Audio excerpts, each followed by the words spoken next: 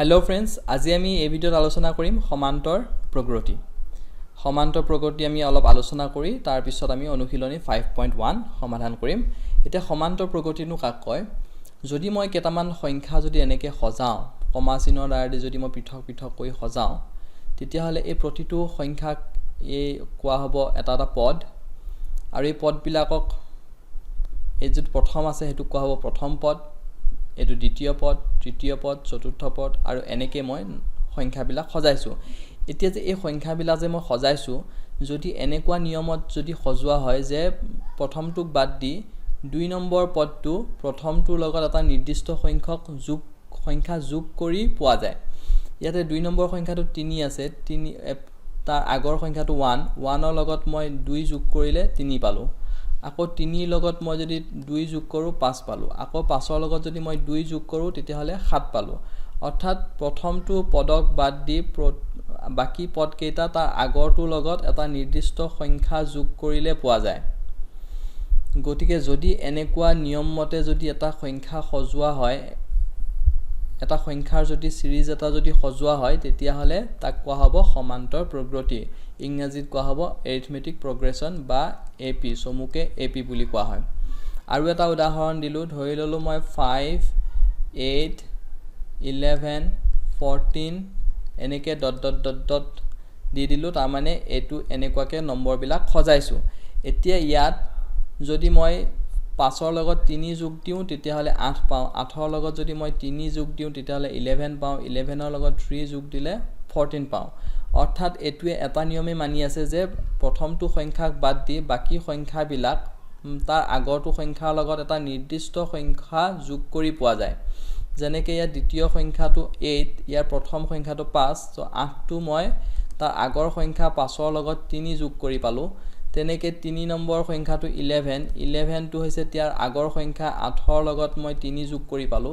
অৰ্থাৎ প্ৰতিটো সংখ্যা তাৰ আগৰ সংখ্যাটোৰ লগত এটা নিৰ্দিষ্ট সংখ্যা যোগ কৰি পোৱা যায়। যদি এনে ধৰণৰ নিয়ম মতে যদি এটা কিছুমান সংখ্যা যদি সজোৱা হয়, তেতিয়া হলে হেতু কোৱা হ'ব সমান্তৰ প্ৰগতি। তেনেকুৱা প্ৰগতিবিলাকক কোৱা হ'ব সমান্তৰ প্ৰগতি। অৰ্থাৎ সমান্তৰ প্ৰগতিত এটা নিৰ্দিষ্ট সংখ্যা যোগ কৰি পোৱা যায়, তাৰ পিছৰ সংখ্যাটো আগৰ সংখ্যাটোৰ লগত এটা নিৰ্দিষ্ট সংখ্যা যোগ কৰি পোৱা যায়।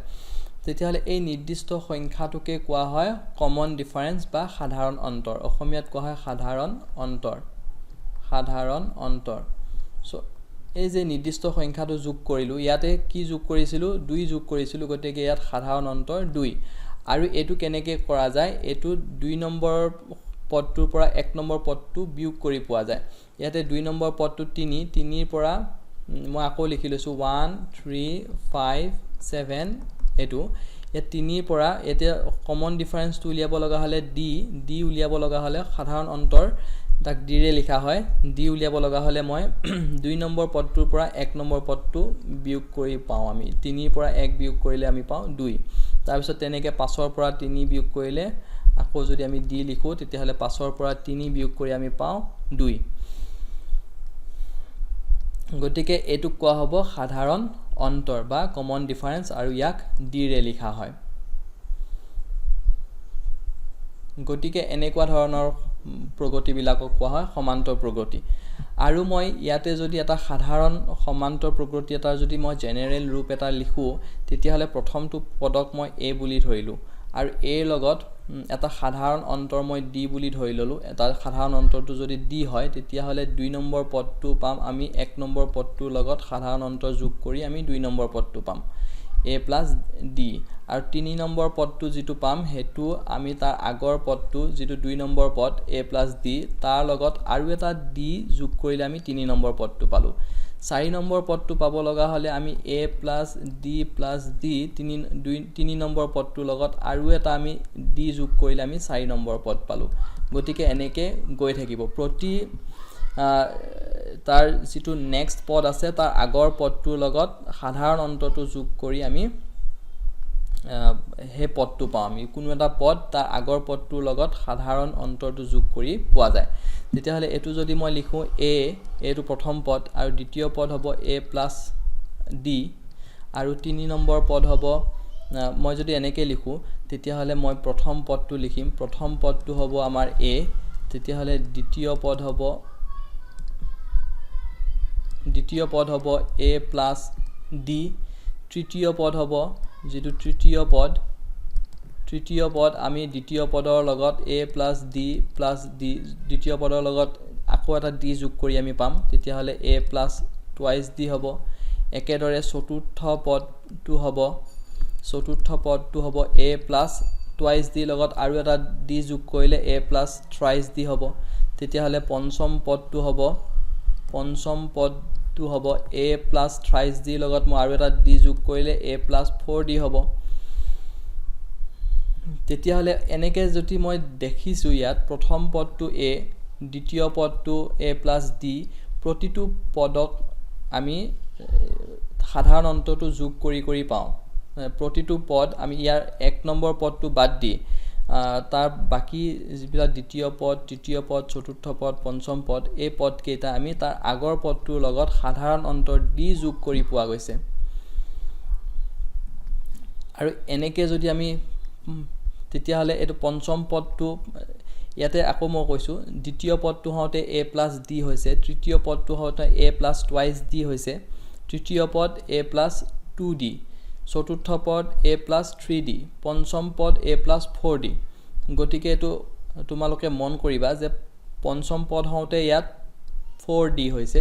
চতুৰ্থ পদ হতে ইয়াত 3d হৈছে অৰ্থাৎ যিমান পদ হয় তাতকৈ 1 এটা কম হয় ইয়াত তেতিয়াহ'লে nতম পদ কি হ'ব nতম পদ মানে যিকোনো পদ হ'ব পাৰে 10 নম্বৰ পদ হ'ব পাৰে 11 নম্বৰ পদ হ'ব পাৰে 12 নম্বৰ পদ হ'ব পাৰে যিকোনো পদ হ'ব পাৰে nতম পদটো আমি এনেকৈ উলিয়াম a plus এতিয়া ইয়াত যদি 5 নম্বৰ পদটো যদি হতে a plus 4d হৈছে তাৰ মানে 5 ৰ পৰা 1 বিয়োগ কৰি পোৱা গৈছে 4 নম্বৰ পদটো হতে যদি a plus thrice d হৈছে তাৰ মানে 4 minus 1 তেতিয়াহ'লে n নম্বৰ পদটো হ'ব লগা হলে a plus n minus 1 into d যদি প্ৰথম পদ a আৰু সাধাৰণ অন্তৰ যদি d হয় তেতিয়াহ'লে n নম্বৰ পদটো হ'ব a plus n minus 1 whole into d আৰু এটো মই এনেকে উলিয়ালো গতিকে এটো n নম্বৰ পদটো এটো মনত ৰাখিব লাগিব যে এটা সমান্তৰ প্ৰগতিৰ প্ৰথম পদ যদি a হয় আৰু সাধাৰণ অন্তৰ যদি d হয় তেতিয়াহ'লে n নম্বৰ পদটো হ'ব a plus n minus 1 whole into d একেবাৰে সহজ এটো চেপ্টাৰ আমি যেতিয়া অনুশীলনীৰ যেতিয়া আমি এক্সাৰসাইজ প্ৰবলেমবোৰ সলভ কৰিম তেতিয়া আৰু কনসেপ্ট বিলাক ক্লিয়াৰ হৈ যাব এতিয়া সমান্তৰ প্ৰগতি কাক কয় মই আকৌ এবাৰ ৰিভাইজ কৰি দিছো যে সমান্তৰ প্ৰগতি হৈছে এনেকুৱা এটা প্ৰগতি য'ত প্ৰথমটো পদক বাদ দি বাকি পদবিলাক তাৰ আগৰটো পদৰ লগত এটা নিৰ্দিষ্ট সংখ্যা যোগ কৰি পোৱা যায় অৰ্থাৎ কিহতৰ সাধাৰণ অন্তৰটো সেম থাকে সাধাৰণ অন্তৰ যেটো সাধাৰণ অন্তৰ থাকে সাধাৰণ অন্তৰটো ফিক্স এটা নাম্বাৰ থাকে যদি সাধাৰণ অন্তৰটো ফিক্স হয় তেতিয়াহ'লে হেতু এটা সমান্তৰ প্ৰগতি হ'ব আৰু সাধাৰণ অন্তৰ উলিওৱাৰ নিয়মটো হৈছে যে 2 নম্বৰ পদটোৰ পৰা 1 নম্বৰ পদটো আমি বিয়োগ কৰিব লাগিব বা 3 নম্বৰ পদটোৰ পৰা 2 নম্বৰ পদটো বিয়োগ কৰিব লাগিব তাৰ মানে প্ৰতিটো পদৰ পৰা তাৰ আগৰ পদটো বিয়োগ কৰিলে আমি সাধাৰণ অন্তৰ পাওঁ প্ৰতিটো পদৰ পৰা যদি আগৰ পদটো বিয়োগ কৰিলে যেটো সাধাৰণ অন্তৰ পাওঁ হেতু যদি ফিক্স থাকে হেতু যদি হলনি নহয় তেতিয়াহ'লে তেনেকুৱা প্ৰগতিবিলাকক কোৱা হ'ব সমান্তৰ প্ৰগতি তো মই আশা ৰাখিছো তোমালোকে সমান্তৰ প্ৰগতিটো ভালকৈ বুজি পাইছা এতিয়া আমি অনুশীলনী 5.1 ৰ আমি সলভ কৰিম 5.1 অনুশীলনী 5.1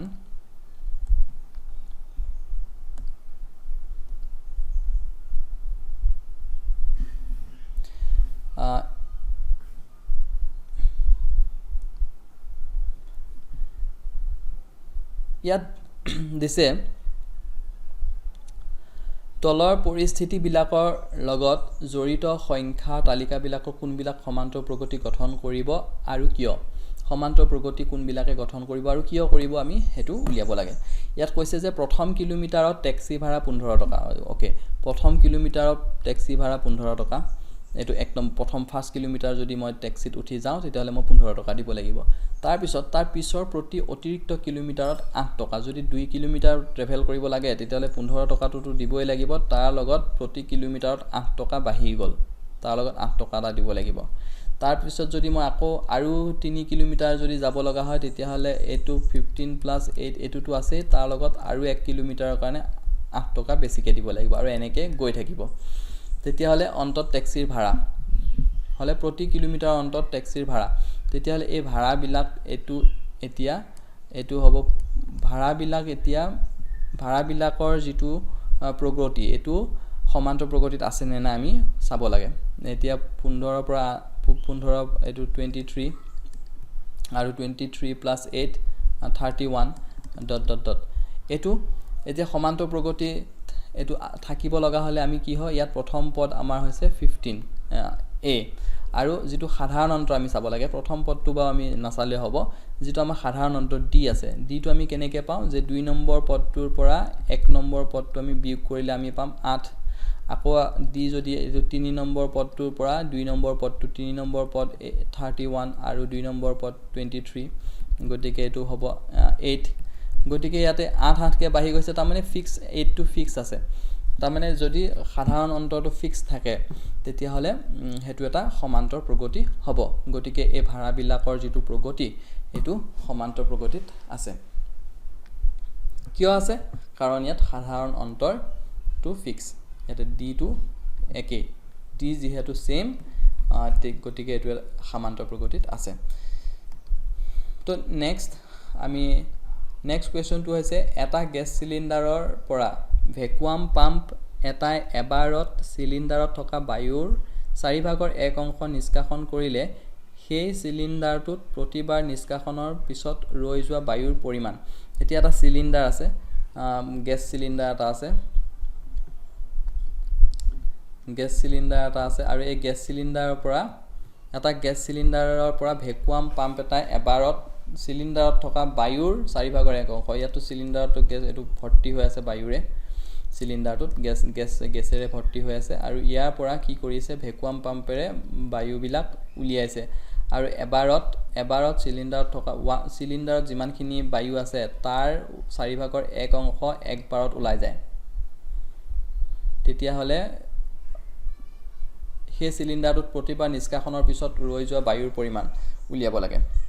ওকে এতিয়া বায়ু যদি ধৰি ললো সিলিন্ডাৰটোত বায়ুৰ পৰিমাণ আছে x বায়ুৰ পৰিমাণ যদি সিলিন্ডাৰটোত থকা বায়ু যদি x হয় ইয়াত যদি x পৰিমাণৰ বায়ু থাকে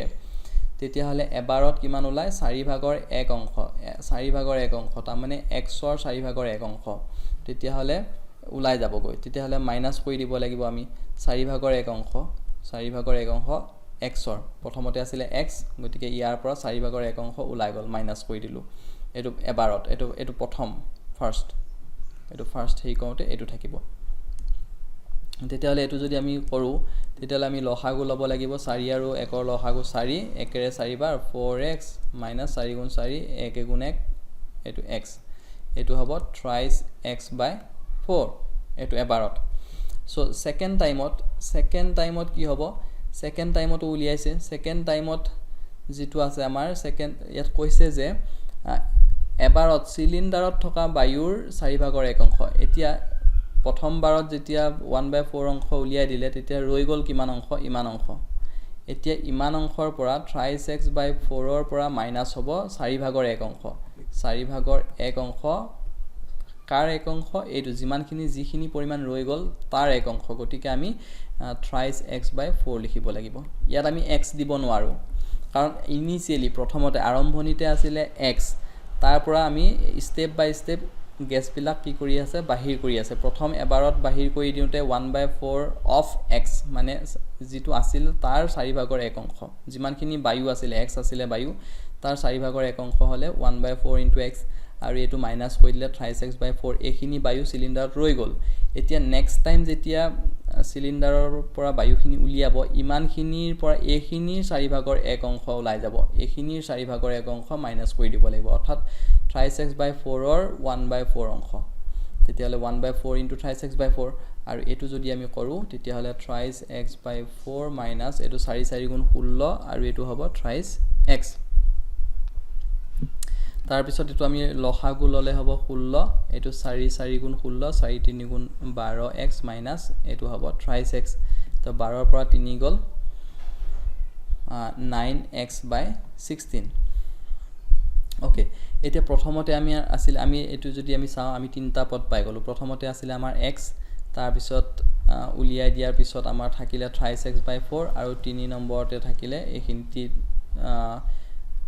এখিনি 9x by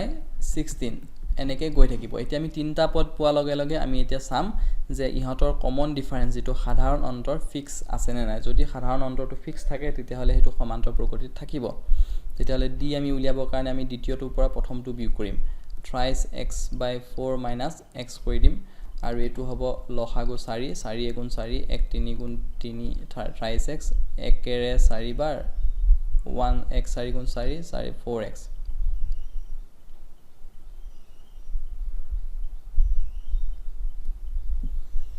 আৰু এটো কৰিলে হ'ব minus x by 4 তাৰ পিছত এটো গল তাৰ পিছত আমি d আকৌ এটো 3 নম্বৰৰ পৰা 2 নম্বৰটো বিয়োগ কৰি চাও 3 নম্বৰতে আছে 9x by 16 minus এটো হ'ব thrice x by 4 এতিয়া 16 আৰু 4 ৰ লসাগু 16 এটো হ'ব 9x 16 গুণ 16 এটো 1 9 গুণ 9 এটো 4 4 গুণ 16 4 3 গুণ 12x আৰু এটো 12 পৰা 9 গলে মাইনাসটো বেছি আছে গতিকে মাইনাস হ'ব আৰু 12 পৰা 9 গলে thrice x by 16 অৰ্থাৎ ইয়াতে কমন ডিফাৰেন্স যেটো d আছে এটো -x by 4 আৰু ইয়াতে যেটো d আছে -thrice x by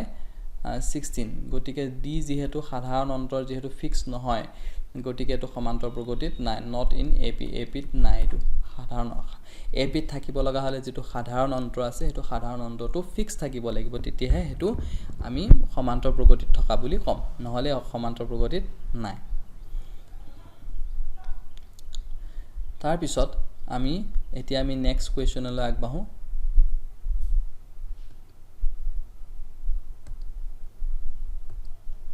next question এটা কুৱা খান্দুতে প্ৰথম মিটাৰৰ খৰচ 150 টকা আৰু তাৰ পিছৰ প্ৰতি মিটাৰত 50 টকাকৈ লাগিলে প্ৰতি মিটাৰ খন্দাৰ পিছত কুৱা খন্দাৰ খৰচ কিমান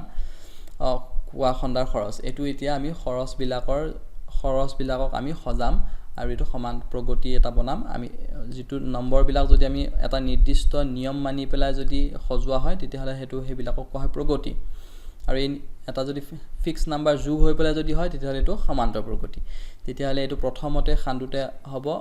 150 এটা কুৱা খান্দুতে প্ৰথম মিটাৰত খৰচ 150 তাৰ পিছত দ্বিতীয় আৰু তাৰ পিছৰ প্ৰতি মিটাৰত 50 টকাকৈ লাগিলে দ্বিতীয় মিটাৰত হ'ব 150 টো থাকিবই আকৌ তাৰ দ্বিতীয় মিটাৰত 50 টকা বাঢ়ি যাব 50 টকাকৈ বাঢ়িব গতিকে 200 হ'ব আৰু 3 নম্বৰত এটো হ'ব 50 তাৰ আকৌ এটা 50 আহিব গতিকে এটো হ'ব 150 আৰু এটো হ'ব 200 আৰু এটো হ'ব 250 তেতিয়ালে এটো সমান্তৰ প্ৰগতিত আছে আমি 200 ৰ পৰা আমি 150 যদি বিয়োগ কৰো তেতিয়ালে আমি পাও 50 আকৌ সিমিলাৰলি আকৌ যদি d উলিয়াও এটো 250 ৰ পৰা 200 আমি বিয়োগ কৰিলে আমি পাও 50 গতিকে এটো যেহেতু সাধাৰণ অন্তৰটো ফিক্স এটা নিৰ্দিষ্ট সংখ্যা যোগ কৰি পোৱা গৈছে এটা নিৰ্দিষ্ট সংখ্যা যোগ হৈছে তাৰ আগৰ সংখ্যাটোৰ লগত গতিকে এটো এটা সমান্তৰ প্ৰগতিত আছে তাৰ পিছত আমাৰ নেক্সট কোৱেশ্চনটো হৈছে এতিয়া এটো 10000 টকা বছৰি 4% মিশ্ৰ সুতৰ হাৰত জমা কৰিলে সেই একাউণ্টত প্ৰতি বছৰে থাকিব লগা ধনৰ পৰিমাণ এতিয়া প্ৰথম বছৰত আছে 10000 টকা প্ৰথম বছৰত একাউণ্টত 10000 টকা আছে ধৰি ললো 10000 টকা মই বেংকত থৈ দিলো আৰু প্ৰথম বছৰত এটো ফাৰ্স্ট ইয়াৰ এটো প্ৰথম বছৰ আৰম্ভণিতে আছে এটো এটা প্ৰথম বছৰৰ শেষত কিমান টকা হ'ব তেতিয়া হলে প্ৰথম বছৰৰ শেষত কিমান টকা হ'ব আমি উলিয়াবৰ কাৰণে সুতটো আমি সুত হৈছে 8% সুত হৈছে 8% কিমানৰ 10000 10000 টকাৰ 8% 10000 টকা আছে ইমানৰ 8% গতিকে এটো আমি উলিয়াব লগা হলে 10000 ইনটু ৰ মানে ইনটু আৰু 8% মানে 8/100 এইটো দুটা 0 কেনসেল 100 * 8 800 গতিকে নেক্সট বছৰত হ'ব 800 বাঢ়িব গতিকে আমাৰ আগতে আছিল 10000 টকা আৰু এতিয়া যেহেতু 800 বাঢ়িলে গতিকে 10800 টকা হ'ব তাৰ নেক্সট বছৰত 8% তাৰ নেক্সট বছৰত তেতিয়া কি হ'ব 8% মিশ্ৰ সুদ বুলি কৈছে মিশ্ৰ সুদ হলে এই 10800 টকাৰ 8% হ'ব ইয়াৰ 800 টকাৰ 8% তাৰ মানে যেটো সুতে মূলে যেটো হল তাৰ পৰা আকৌ 8% কম্পাউণ্ড ইন্টাৰেষ্টত এনেকুৱা হয় যদি সিম্পল ইন্টাৰেষ্ট হলহেতেন যেটো আৰম্ভণিৰ যেটো 10000 তাৰ ওপৰতে সুদটো গণনা হলহেতেন কিন্তু যেহেতু ইয়াত মিশ্ৰ সুদ বুলি কৈছে গতিকে আমি দ্বিতীয় বছৰত যেটো আমাৰ মূলধন আমাৰ একাউণ্টত জমা হল যেটো মূলধনৰ লগত যেটো সুদ জমা হৈ পেলা সুতে মূলে যেটো জমা হল এমাউন্ট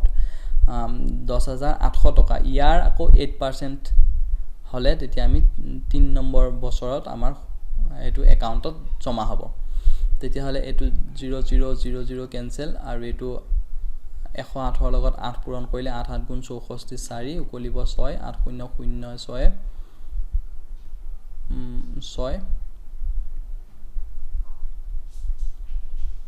864 এতিয়া এই 864 টো ইয়াৰ লগত যোগ হ'ব এইটো যেটো 10800 টকা আছিল 10800 টকা আমাৰ একাউণ্টত আছিল আৰু সুদ আহিলে 864 টকা তেতিয়া হলে আমাৰ একাউণ্টত থাকিব গৈ 4 ফালে হ'ব 100 8 8 1600 কলিব 1 0 1 11600 11664 এইটো টকা একাউণ্টত জমা হ'ব 3 নম্বৰ বছৰৰ কাৰণে গতিকে এনেকে যদি গৈ থাকে তেতিয়া হলে এটো সমান্তৰ প্ৰগতিত আছে নে নাই আমি চাম এটা যদি আমি চাও এটো ডি টো যদি চাও এটো 2 নম্বৰটো পৰা 1 নম্বৰটো বিয়োগ কৰি দিলে 10800 ৰ পৰা 10000 টকা যদি বিয়োগ কৰি দিয়া যায় তেতিয়া হলে এটো হ'ব 800 টকা তাৰ পিছত আকৌ যদি এটোৰ পৰা এটো যদি বিয়োগ কৰি দিও তেতিয়া হলে 11664 ৰ পৰা 10800 টকা বিয়োগ কৰিলে কিমান হ'ব এটো হ'ব 4 এটো হ'ব 6 আৰু এটো 16 পৰা 8 গল 8 এটো 864 টকা ইয়াত হ'ব 864 টকা আৰু ইয়াত আছিল 800 টকা অৰ্থাৎ যেটো আমি কমন ডিফাৰেন্স যেটো সাধাৰণ অন্তৰ পালো সাধাৰণ অন্তৰটো দুইৰ ক্ষেত্ৰত বেলেগ বেলেগ ফিক্স নহয় গতিকে এটো এপিত নাই গতিকে যেহেতু সাধাৰণ অন্তৰ একে নহয় যেহেতু সাধাৰণ অন্তৰ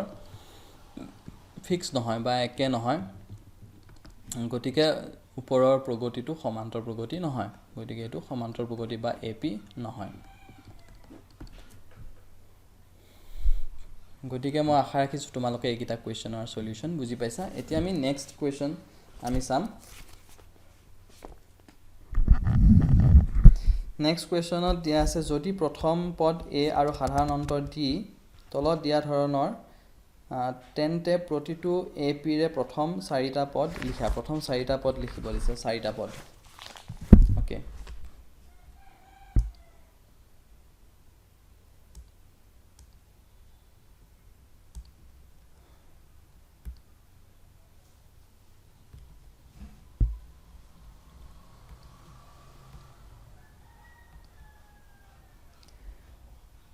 আমাৰ 2 নম্বৰৰ 1 2 বগাল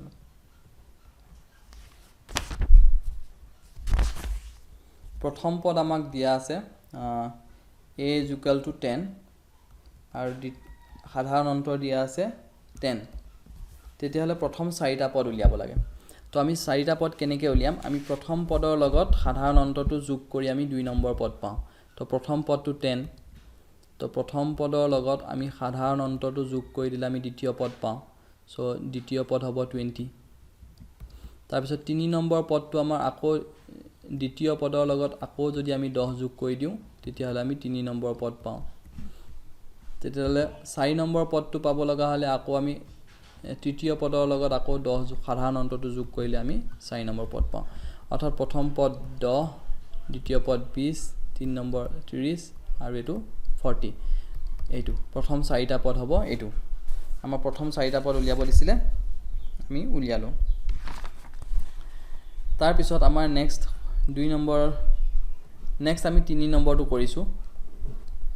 3 নম্বৰত আমাৰ প্ৰথম পদ a দিয়া আছে আমাক 4 আৰু সাধাৰণ অন্তৰ d দিয়া আছে -3 তেতিয়ালে চাৰিটা পদ উলিয়াব লাগে তেতিয়ালে আমাৰ যেটো প্ৰথম পদটো আমাৰ দিয়া আছে 4 তাৰপিছত দ্বিতীয় পদ আমি জানো যে দ্বিতীয় পদটো আমি কেনেকৈ উলিয়াও যেটো প্ৰথম পদৰ লগত আমি যোগ কৰি দিম সাধাৰণ অন্তৰ -3 গতিকে 4 + -4 - 3 1 এটো দ্বিতীয় পদ তেতিয়াহলে তৃতীয় পদটো হ'ব আমাৰ দ্বিতীয় পদৰ লগত আমি যোগ কৰি দিম সাধাৰণ অন্তৰটো তেতিয়াহলে 1 + -3 1 - 3 মানে হৈছে -2 তেতিয়াহলে আমাৰ চতুৰ্থ পদটো হৈছে আমি জানো যে সমান্তৰ প্ৰগতি মানে হৈছে তাৰ প্ৰথমটো বাদ দি প্ৰতিটো পদ তাৰ আগৰটো পদৰ লগত আমি এটা নিৰ্দিষ্ট সংখ্যা যোগ কৰি পাওঁ তো চতুৰ্থ পদটো তাৰ আগৰ পদ তৃতীয় পদটোৰ লগত এটা নিৰ্দিষ্ট সংখ্যা যেটো আমাৰ সাধাৰণ অন্তৰ আছে হেতু যোগ কৰি আমি পাওঁ তেতিয়াহলে -2 -3 -5 অৰ্থাৎ এই চাৰিটা হ'ব সমান্তৰ প্ৰগতিটোৰ পদ চাৰিটা পদ প্ৰথম পদ 4 দ্বিতীয় পদ 1 তৃতীয় পদ -2 চতুৰ্থ পদ -5 গতিকে আমি এনেকৈ উলিয়াব পাৰো নেক্সট কোৱেশ্চন গিটাও নিশ্চয় তোমালোকে পাৰিবা এটো সহজ আছে এতিয়া আমি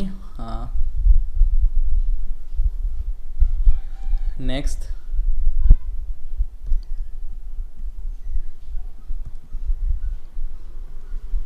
কৈছে যে তলত দিয়া সমান্তৰ প্ৰগতি সমূহৰ প্ৰথম পদ আৰু সাধাৰণ অন্তৰ নিৰ্ণয় কৰা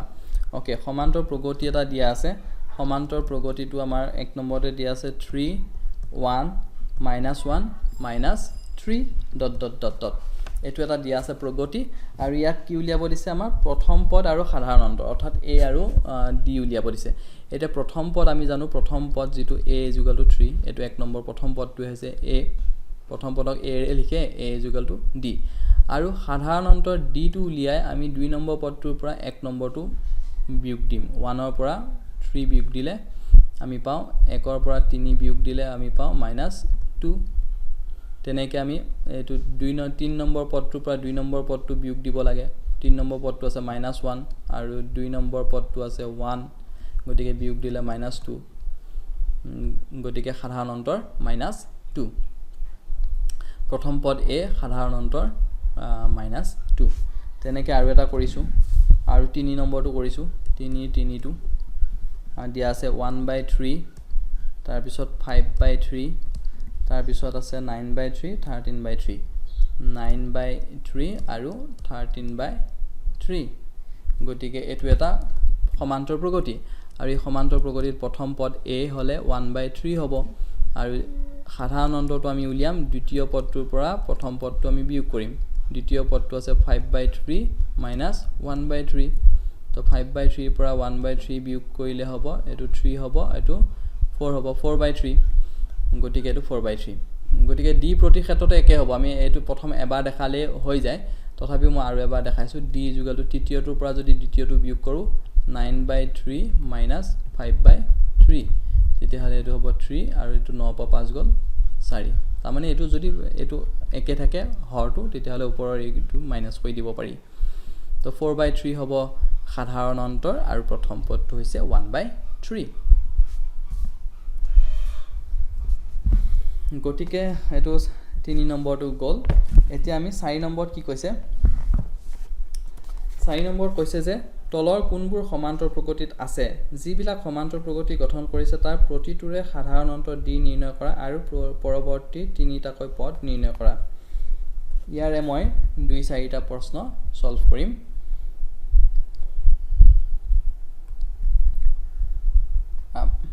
4 নম্বৰটো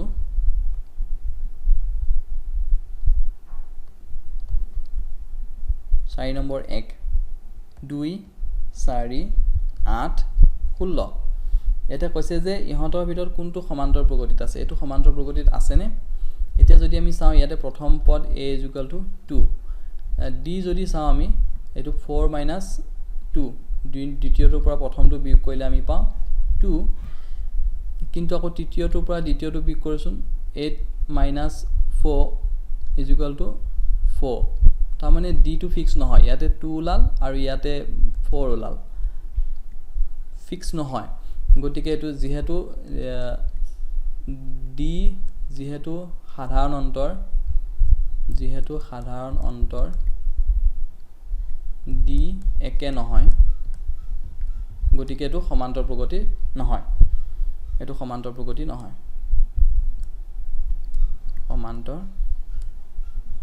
প্ৰগতি নহয় গতিকে নহয় এটো তাৰ পিছত সমান্তৰ প্ৰগতিত আমি নেক্সট কোৱেশ্চন নাম্বাৰ 2 টোৱে লৈছো বাৰু কোৱেশ্চন নাম্বাৰ 2 টোত দিয়া আছে 2 5/2 তাৰ পিছত আছে 3 আৰু 7/2 ইয়াতে প্ৰথম পদটো আছে আমাৰ 2 তাৰ পিছত আমি সাধাৰণ অন্তৰ যেটো আছে হেতু আমি কি কৰিম এটো 5/2 ৰ পৰা আমি 2 টো মাইনাস কৰি দিম দ্বিতীয় পদটোৰ পৰা প্ৰথম পদটো মাইনাস কৰি দিলু কৰিলে হ'ব 2 লসাগু আৰু এটো হ'ব 2 * 2 1 5 * 5 minus 1 2 * 2 2 2 4 এটো হ'ব 5 - 4 1/2 আৰু এবাৰ চেক কৰিম d = এটো 3 নম্বৰ পৰা 2 নম্বৰটো বিয়োগ দিম 3 - 5/2 তেতিয়া হলে ইয়াত লসাগু হ'ব 2 আৰু ইয়াত 1 2 * 2 2 3 * 6 minus 2 * 2 1 5 * 5 তো 6 পৰা 5 গলে 1 1/2 d টো ফিক্স আছে সিমিলাৰলি আমি 3 নম্বৰ 4 নম্বৰটো পৰা যদি আমি 3 নম্বৰটো বিয়োগ কৰি চাও d টো প্ৰতি ক্ষেত্ৰত d টো একে থাকিব লাগিব 7/2 - 3 তেতিয়া হলে ইয়াত লসাগু 2 2 * 2 1 7 * 7 minus 1 2 * 2 2 3 * 6 7 পৰা 6 গল 1 1/2 অৰ্থাৎ প্ৰতিটো ক্ষেত্ৰত d = 1/2 হৈছে 1/2 d ফিক্স আছে গতিকে এটো এটা সমান্তৰ প্ৰগতি হয় গতিকে কোৱেশ্চন নাম্বাৰ 4 অৰ 2 এটো সমান্তৰ প্ৰগতি হয় যদি তেতিয়া আমাক কি কৈছে যে আৰু পৰৱৰ্তী তিনিটাকৈ পদ নিৰ্ণয় কৰা তেতিয়া হলে পৰৱৰ্তী ইয়াৰ পিছত তিনিটাকৈ পদ নিৰ্ণয় কৰিব লাগে তো এইগিটা আছে ইয়াৰ পিছৰ পদটো হ'ব আমি 7/2 লগত আমাৰ যেটো সাধাৰণ অন্তৰ আছে সাধাৰণ অন্তৰ 1/2 এটো যোগ কৰি আমি ইয়াৰ নেক্সটটো পাম তেতিয়া হলে এটো হ'ব 7 * 1 8 আৰু এটো মানে 8/2 হ'ব আৰু অৰ্থাৎ এটো 2 4 * 8 4 হ'ব তাৰ পিছত এটো এটা গল তিনিটা উলিয়াব দিছে তাৰ পিছত আকৌ 4 ৰ লগত আকৌ 1/2 যোগ দিম তাৰ নেক্সট উলিয়াব লগা হলে 4 ৰ লগত আকৌ 1/2 যোগ দিলে নেক্সটটো পাম তেতিয়া হলে 2 1 2 * 2 2 4 * 8 প্লাস 2 * 2 1 * 1 অৰ্থাৎ 9/2 তাৰ নেক্সটটো লগত আকৌ 9/2 লগত যদি আমি 2 এটা যোগ দি দিও তেতিয়া হলে 1/2 যদি যোগ দি দিও তেতিয়া হলে আকৌ আমি তাৰ নেক্সটটো পাম তেতিয়া হলে এটো হ'ব এটো 9 1 10 10/2 এটো 5 অৰ্থাৎ এটো তাৰ নেক্সট পদটো হ'ব 4 তাৰ পিছত 9/2 আৰু তাৰ পিছত 5 4 9/2 আৰু 5 ইয়া তাৰ নেক্সট পৰৱৰ্তী তিনিটা পদ এগিটা হ'ব আমি জানোৱে যে সমান্তৰ প্ৰগতিত যদি থাকে তেতিয়া হলে পৰৱৰ্তী পদ এটা উলিয়াবলৈ তাৰ আগৰ যেটো পদ আছে আগৰ পদটোৰ লগত সাধাৰণ অন্তৰটো যোগ দিলে আমি পৰৱৰ্তী সংখ্যাটো পাম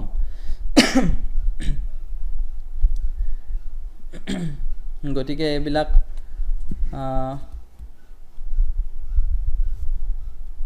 আৰু এটা কৰিছো নিয়মটো একেটাই এটো নিয়মত কৰি থাকিলে আনসাৰ বিলাক ওলাই গৈ থাকিব এনেকৈ উলিয়ায়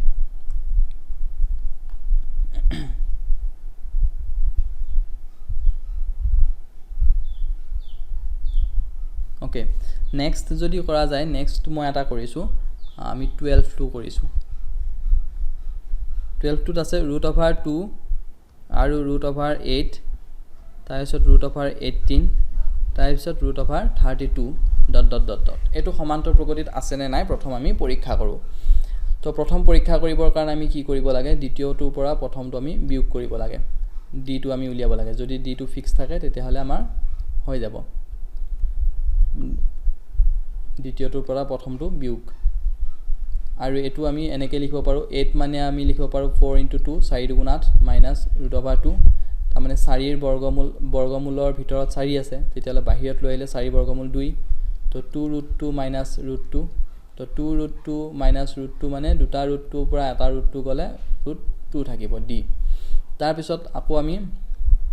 আৰু এবাৰ চেক কৰিম 18 পৰা তাৰ আগৰটো √18 আমি বিয়োগ দিম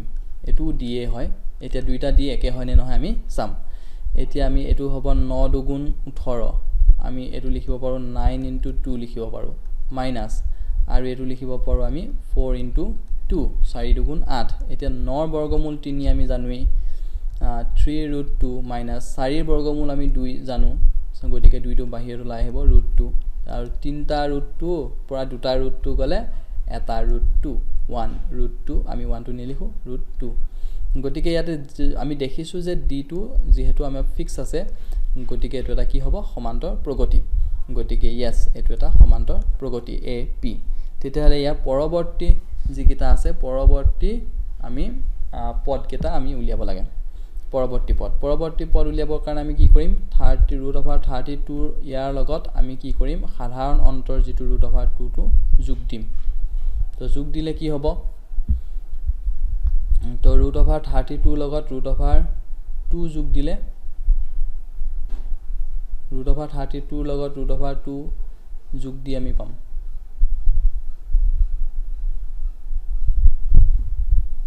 আৰু এটো যদি যোগ দিও তেতিয়া হলে এটো হ'ব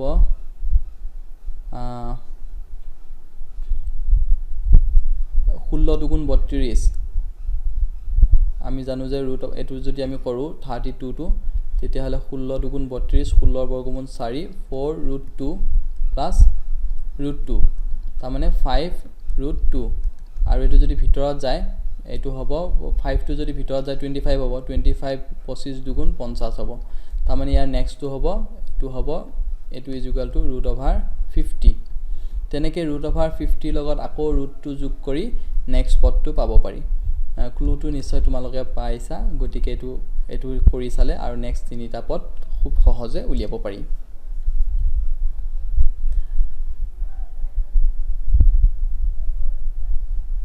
ঠিক তেনেকে বাকি কিটা কোৱেশ্চনো তোমালোকে কৰি চাবা আৰু এটা কৰি দিছো মই তেতিয়া হলে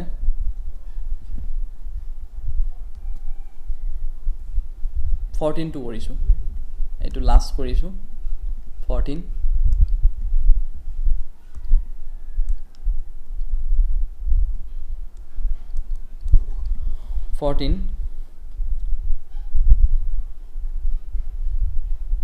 14 দিয়া আছে 1 স্কয়াৰ 3 স্কয়াৰ 5 স্কয়াৰ 7 স্কয়াৰ এটো সমান্তৰ প্ৰগতিত আছে নে আমি প্ৰথম চেক কৰিম এটো যদি আমি লিখি লওঁ 1 এটো 3 স্কয়াৰ মানে 9 এটো 5 স্কয়াৰ মানে 25 এটো 7 স্কয়াৰ মানে 49 ডট ডট ডট এতিয়া যদি আমি এটো চাও যে d = 9 - 1 9 - 1 = 8 আকৌ d যদি চাও এটো 25 - 9 25 - 9 হ'ব 16 গতিকে যেহেতু এটো আমাৰ d টো ফিক্স নহয় গতিকে এটো এটা সমান্তৰ প্ৰগতিত নাই এটো নট ইন AP সমান্তৰ প্ৰগতিত নাই AP নহয় গতিকে AP নহয় যেতিয়া আমি তাৰ নেক্সট পদটো আমি উলিয়াব নোৱাৰিম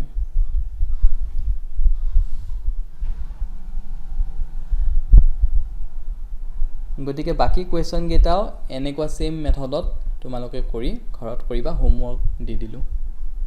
দিলো নিজে চেষ্টা কৰিবা আৰু যদি কিবা অসুবিধা পোৱা তেতিয়া হলে কমেন্ট কৰি নিশ্চয় জনাবা গতিকে আজি এই ভিডিঅ'ত ইমানতে থ্যাংক ইউ ফৰ ওয়াচিং